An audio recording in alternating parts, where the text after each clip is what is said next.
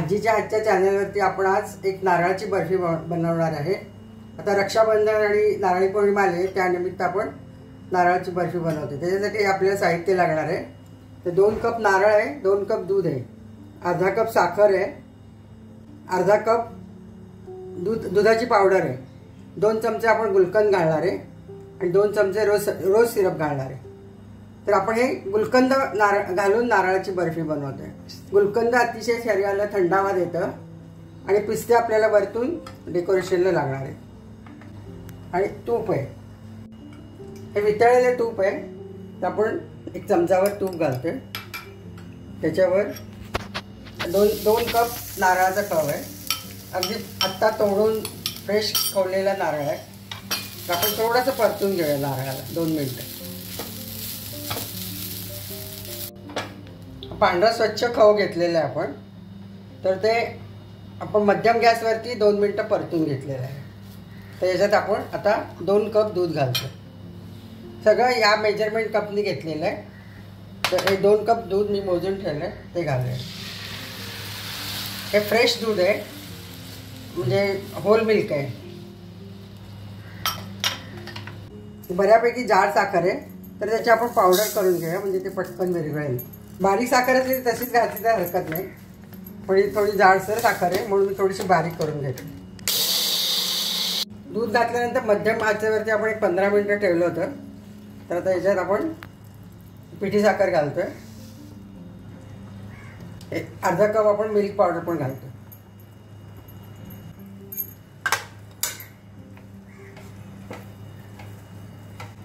Milk powder घातल्याने त्याला माव्याची taste येते।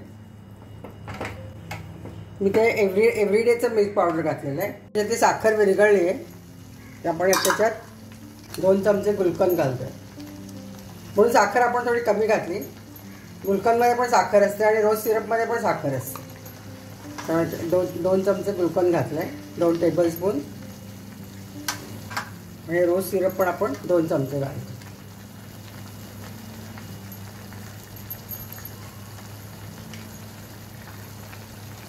मस्त कलर येतो आणि फ्लेवर येतो, त्यामुळे दुसरं कुठलंही आपल्याला फ्लेवर घालायची आवश्यकता नाही।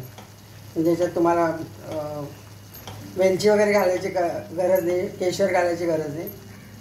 रोजचाच आपल्याला छान फ्लेवर येतो।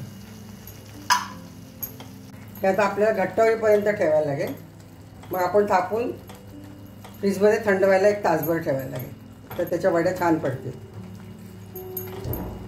गुलकंदमध्ये आणि रोज सिरपमध्ये साखर होती, त्यामुळे साखर आपण कमी घातली। ते तुम्हाला घालायचं नसेल तर 1 कप पूर्ण तुम्हाला साखर घालायला लागेल। आणि मी दूध घातल्यानंतर 15 मिनिटं ठेवलं होतं। दूध थोडं साधारण आटत आल्यावरती त्याच्यात मिल्क पावडर आणि पिठी साखर घातली आहे। तर आता असा गोळा होतोय। आता त्याच्यानंतर मी परत 20 मिनिटं ठेवलेले आहे, आधी 15 मिनिटं आणि नंतर 20 मिनिटं। तर आता हे आपल्याला झालेलं आहे, असा गोळा होतोय म्हणजे झालेलं आहे।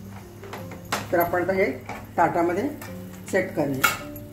ह्याला बटर पेपर लावून घेतलेलं आहे ताटाला।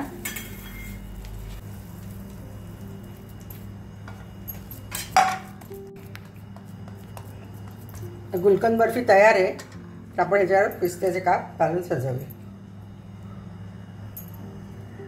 तुमच्या आवडीचे कुठलेही ड्रायफ्रुट्स, बदाम, पिस्ता, काजू घालू शकता। मी थोडेसे पिस्त्याचे काप घातलेले, तर आपण ते परत त्याच्यात सेट करूया।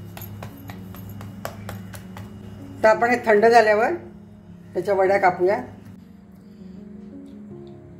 आपण बर्फी या ताटामध्ये सेट केली होती आणि नंतर ते थंड केली। थंड केल्यानंतर 1 तास मी फ्रीजमध्ये ठेवली होती। आता ते आपण या प्लेटमध्ये काढूया। तर आपण बटर पेपर काढून घेऊया।